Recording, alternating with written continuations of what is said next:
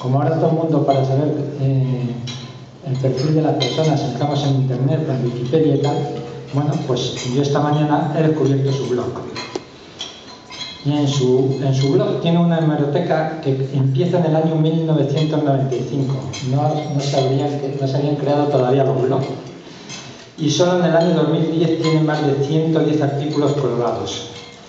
Otros 150 artículos de prensa, más de 25 vídeos y otros tantos audios. Y además que es un enamorado de Segovia y sé que tiene buenos amigos en distintos pueblos de la provincia de Segovia. A continuación, le paso la palabra con Aurelio Martín, que es el moderador, que es vicepresidente de la FAPE y, como sabéis, es periodista segoviano. Y después hablará el ministro pues, sobre temas que haya estado aquí apuntando de actualidad.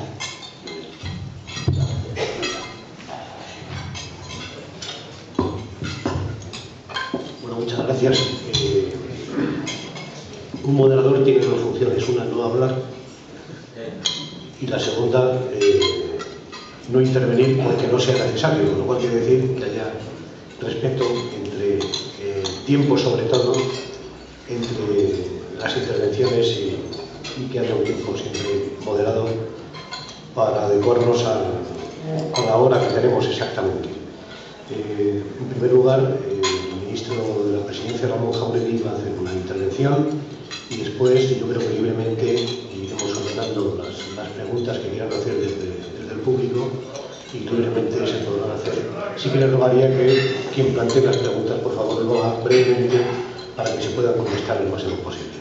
Muchas gracias. Muy bien, pues buenas tardes, encantado de saludarles a todos y les agradezco su presencia aquí. Efectivamente, agradezco especialmente a la Fundación o a la Asociación Juan Bravo su invitación a este encuentro y para mí es un placer sentirme rodeado de tantos amigos, de muchos pueblos segovianos, también de Madrid, de Segovia mismo. Son ya muchos años detrás y muchos años aquí en esta provincia como para no tener tantos y tan buenos amigos que me acompañan hoy aquí en esta tarde. Yo les he dicho a mis compañeros, a mis anfitriones, que era bueno que empezáramos pronto, que no esperáramos a terminar la comida porque nos iba a quedar muy poco tiempo. Yo paso del segundo plato, pero por favor no lo hagan ustedes. Ya es bastante sacrificio, supongo, que hayan tenido que perder el domingo y el viernes al mediodía para este encuentro, como para que encima no coman. De manera que, por favor, ustedes sigan con lo suyo y yo pues aprovecho este rato que queda de comida y luego ya en los postres hacemos el coloquio, si les parece bien. Bueno, yo voy a hacer una intervención breve, pero también un poco ajustada un poco a este formato que nos hemos dado y voy a trasladarles algunas reflexiones sobre lo que creo que está pasando en general en nuestro país, lo que está siendo la política que este país está haciendo, ya no voy a decir la del gobierno solo, la que estamos haciendo como país, ante unos momentos, ante unos cambios, ante una situación que probablemente son bastante inéditos. Es decir, que el primer elemento que querría trasladarles es que probablemente estamos asistiendo a uno de esos momentos en la historia en las que se acumulan las transformaciones que producen en gran parte la germinación de un mundo nuevo, ¿no? Yo creo que a veces nos olvidamos de que, por ejemplo, en los últimos 20 o 25 años se han incorporado a la cadena productiva de cualquier cosa, en cualquier lugar del mundo, cerca de 1.000 millones de personas. 1.000 millones de personas que no trabajaban antes, que estaban en pequeños pueblos, de lugares recónditos, en donde no existía la industria ni la actividad productiva, y de pronto el mundo ha cambiado. Se ha globalizado desde el punto de vista productivo, desde el punto de vista tecnológico, las máquinas, las empresas, el dinero, la tecnología llega a cualquier rincón del mundo y en cualquier rincón del mundo producen y compiten. De manera que el mundo nos ha cambiado. Creíamos que vivíamos en el único espacio, digamos, del planeta, junto a los Estados Unidos y a Japón, que éramos capaces de producir plusvalías en cualquier proceso productivo. Eso ha terminado. Eso está unido a un desplazamiento cada vez más intenso de la economía hacia Asia y hacia el sudeste asiático. Eso se ve clarísimamente, que todo lo que llamaríamos la geoestrategia, la poblacional, la demográfica, la económica, la financiera, se está desplazando de los viejos centros de poder, clarísimamente, pero con la particularidad de que ya China o la India o el sudeste asiático no son solo los talleres del mundo. No, atención, son también los productores de innovación, de ingeniería, de capital humano.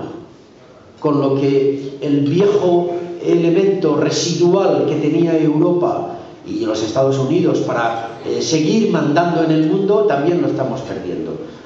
Recuerden, por poner solo un ejemplo, que en estos últimos años, los chinos son capaces de formar más ingenieros que los Estados Unidos y los europeos juntos, por poner otro ejemplo, ¿no? Entonces, este mundo está cambiando. Ya no quiero hacer más descripciones de esta transformación formidable a la que estamos asistiendo, porque sería muy larga y haría muy extenso el diagnóstico, pero ustedes me comprenden, ustedes saben que esto está cambiando, pero seriamente, gravemente, y a veces los europeos, en fin, los americanos en parte también, no nos damos cuenta de que esto es así, y no estamos adaptándonos, no estamos moviéndonos, transformándonos, reformándonos a lo que son las nuevas exigencias de estos nuevos tiempos. Sobre ese escenario de transformación se ha producido una crisis económica financiera en su origen que no habíamos conocido. Absolutamente sistémica, se dice, claro, porque ha alterado, ha roto los sistemas del modelo. Porque solo en horas o solo en días cayeron bancos inmensos. Esto no había ocurrido jamás. Es que no había ocurrido jamás. Pero Paul Volcker, el asesor federal norteamericano, nos decía en un encuentro no hace mucho 3 cosas que han marcado esta crisis financiera que son muy, muy significativas. Primera, ha sido la más contagiosa de la historia. Es decir, ha tenido una capacidad de contagio impresionante. Ha sido como el fuego desbocado, ¿no? en un bosque seco. ¡Buah! Y todo el sistema financiero de pronto se ha visto bajo el incendio, ¿no? Segundo, es la primera vez en la historia que una crisis financiera, ha habido otras, la asiática, la del tequila, en fin, ha habido en los últimos 20 años 4 o 5 crisis financieras. No, atención, es la primera vez que una crisis financiera toca profundamente la economía real. Es decir, que no se ha quedado en una guerra monetaria o en una dificultad crediticia o en unas digamos, pérdidas de algunos bancos. No. Ha sido de un enorme impacto en la economía real, ¿no? Y el tercer comentario que casualmente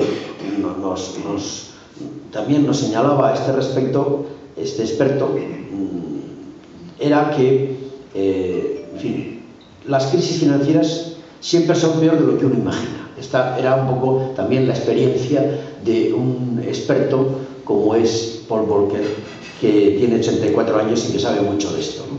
Y efectivamente todo esto ha golpeado de una manera enorme, especialmente al mundo occidental, porque atención, el mundo emergente, que bien podríamos llamar los países emergidos, porque ya han dejado de ser emergentes hace mucho tiempo, desde luego Brasil o India o China o Rusia o el sudeste asiático, siguen creciendo afortunadamente muy bien, afortunadamente, porque si no fuera por ellos, a ver cómo estaríamos.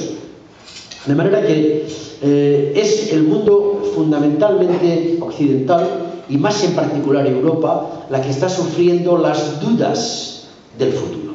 Dudas que ciertamente afectan a sus deudas soberanas ahora, porque nos hemos endeudado enormemente para poder afrontar la crisis, pero son dudas, atención, muy peligrosas, porque son dudas sobre la capacidad de crecimiento que tiene la economía europea. Es decir, es una duda la que expresan los analistas y los expertos en los mercados más de fondo. más estructural, más un poco de pensar, bueno, pero Europa crecerá. Es que serán capaces de salir, etcétera. Entonces, este telón de fondo de cambio del mundo, de crisis económica derivada de una crisis financiera, nos ha cogido a nosotros, a los españoles, con un elemento que además ha sido lo que llamamos la demolición o la implosión del sector inmobiliario. Una burbuja, un sector que alimentó gran parte de nuestro crecimiento, no todo, pero que ciertamente fue malsano durante casi 15 años.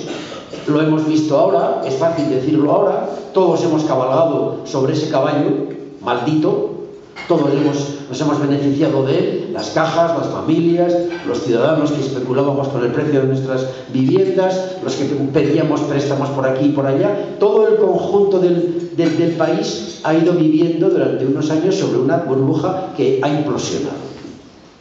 Una burbuja, no lo olvidemos, que ha proporcionado un torpedo a los ingresos públicos en las administraciones públicas. Probablemente cabe estimar en el entorno del 20% la reducción de ingresos que en muchísimos ayuntamientos y comunidades autónomas, no tanto en el Estado, ha repercutido la crisis inmobiliaria.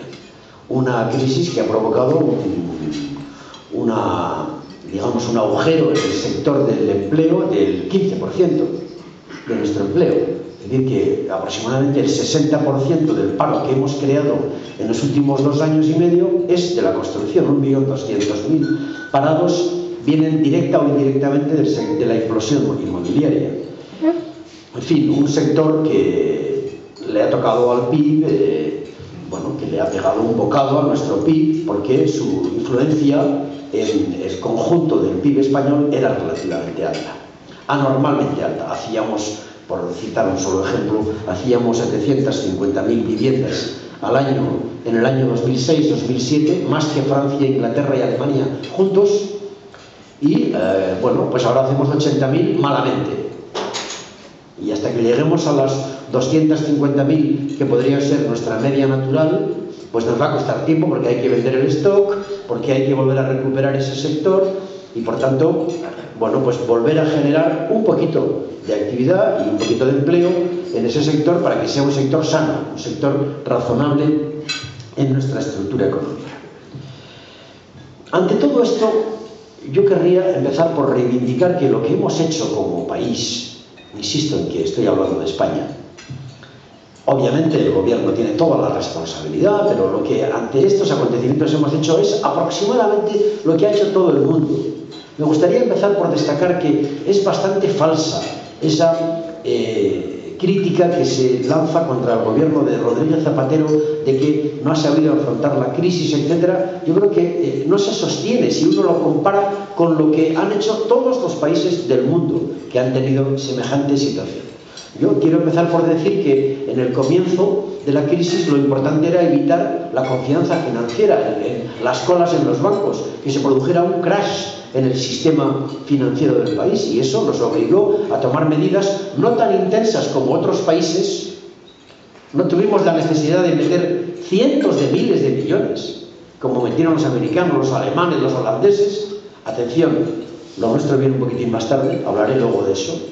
Pero no hubo necesidad de salvar bancos, de salvar cajas, no hubo necesidad. Pero sí hubo necesidad de inyectar liquidez al sistema crediticio, de hacer más fuerte al ICO para que sustituyera la falta de intervención en el mercado crediticio de las entidades financieras privadas. En fin, hubo que hacer una primera parte de enfrentamiento a lo que llamamos la crisis financiera pura. Hubo que evitar las colas, hubo que garantizar los depósitos, en fin. Hubo una segunda fase de la crisis en el año 2009, fundamentalmente, que fue una política típicamente neo-keynesiana. Fue una política de un gobierno que se enfrentó ante una economía muy atona, que no tiraba de la demanda y que había que estimularla. Y hubo que estimularla en los consumos, hubo que estimularla en la obra pública, hubo que estimularla dando dinero a los ayuntamientos para que estos pudieran crear empleo, el famoso Plan E, etcétera, etcétera. Hasta que llegaron en el final del año 2009 los vientos huracanados de las dudas sobre las deudas. Y cuando en diciembre del 2009 los mercados empezaron a mostrar dudas sobre la cantidad de dinero que los países europeos se habían endeudado y que pedían a los mercados, sistemáticamente empezaron a ponerse desconfiados. Y llegó una política económica de consolidación fiscal que es como un vendaval y que ha azotado a todos los países europeos. Empezó con la crisis griega, febrero del año 2010, hasta mayo, que no se articula un sistema de respuesta adecuado de la Unión Europea, atención, del euro, que es un espacio común de moneda de 16 países, que no tiene una arquitectura de país de moneda común. No somos los Estados Unidos, que ante los problemas con el dólar puede reaccionar tirando de la máquina, invirtiendo aquí o allá, haciendo esto o lo otro. No, Europa es un país que no tenía una arquitectura de defensa, y los intereses contradictorios de Alemania con el resto han estado y están todavía galopando sobre las ineficiencias de la respuesta monetaria que Europa ha prestado al problema de la deuda griega. Y luego vino la de Irlanda y seguimos, en cierto modo, en esas turbulencias. Y créanme, señoras y señores, lo más importante para España en este momento es eso. Es decir, es que España no puede seguir pendiente de si los mercados le prestan a altísimos intereses o si hay un problema en el diferencial de la deuda enorme que cuesta enormes cantidades para nuestros hijos y las próximas generaciones, o que no te presten el dinero, o que todavía se dude de si va a haber reestructuración bancaria en Grecia o en Irlanda. Claro, es que esto es lo que en este momento late sobre las economías. Primer problema. Entonces, en esa perspectiva, nosotros, en esta última fase que se inicia fundamentalmente con el Ecofin de mayo, del 9 de mayo, y de la política de consolidación fiscal que inicia este gobierno el 12 de mayo pasado, entramos en una fase de ajuste en el gasto que es absolutamente inevitable, señoras y señores. Y es una política de ajuste llena de rigor y cargada de responsabilidad, en la que, por cierto, quiero anunciarlo aquí, o quiero decirlo aquí, no hemos tenido el apoyo lógico del primer partido de la oposición. No fue razonable que cuando el 12 de mayo este gobierno tuvo que decirle al país: tengo que reducir 15.000 millones de mi gasto, 1,5% de nuestro PIB, porque la Unión Europea ha acordado esto para defender la moneda, el partido primero de la oposición no apoye. Yo todavía recuerdo el estupor con que en Europa se percibió que el primer partido de España, de la oposición, no quisiera apoyar y que ganáramos por un voto, porque no quiero ni pensar dónde estaríamos hoy si no se hubiera producido aquella votación y no hubiéramos ganado el ajuste presupuestario que hicimos en mayo. No sé dónde estaríamos, se lo digo con toda la franqueza, y por favor no crean que hay el más mínimo sectarismo en mis comentarios. O sea, yo no sé dónde podríamos haber estado, y fue un voto por el que ganamos. Entonces, esa política de consolidación fiscal ha tenido su prolongación a un esfuerzo que están llevando todo el mundo a cabo. Comunidades autónomas, ayuntamientos. Dijimos que el déficit fiscal iba a bajar en el año 2010 del 11 y pico al 9, y en el 9 estamos. Dijimos que en el año 2011 el déficit sería el 6%, ni una décima más, y ahí estaremos. Y no les oculto que no será fácil. Estaremos en el 6. Y el año que viene en el 3. Y como no hagamos esto, como los mercados no nos vean en serio llevando a cabo este proceso de ajuste fiscal, sencillamente nos prestarán el dinero a un interés que no podremos pagar y que estaremos condenando a nuestros hijos, porque es mucho lo que le pedimos al mercado cada día. Es mucho. No se olviden que todavía tendremos que emitir, si hacemos 6 puntos de déficit este año, serán 60.000 millones de euros, grosso modo, más el endeudamiento refinanciado que tendremos que abordar de años anteriores, que tendrás que pedir al mercado. Yo ya sé que los mercados son perversos, pero yo digo que no hay mejor política de izquierdas que no pedirles nada, puesto que son como son. Pero claro, si les pides, asume sus reglas. Y hoy España tiene esa necesidad. Y este gobierno, créanme, está en eso con una firmeza y un rigor y una seriedad que están reconociendo en este momento todo el mundo. Es el mismo problema que tenemos con las quejas y con los bancos. Esta mañana hemos aprobado en el Consejo de Ministros el último decreto ley a propósito de la reestructuración financiera española. Antes les comentaba, no hubo necesidad de salvar a ING como tuvieron que hacer los holandeses en el año 2008, 2009. No hubo que salvar bancos en Alemania. No se cayó ninguna entidad financiera, ningún banco, ciertamente.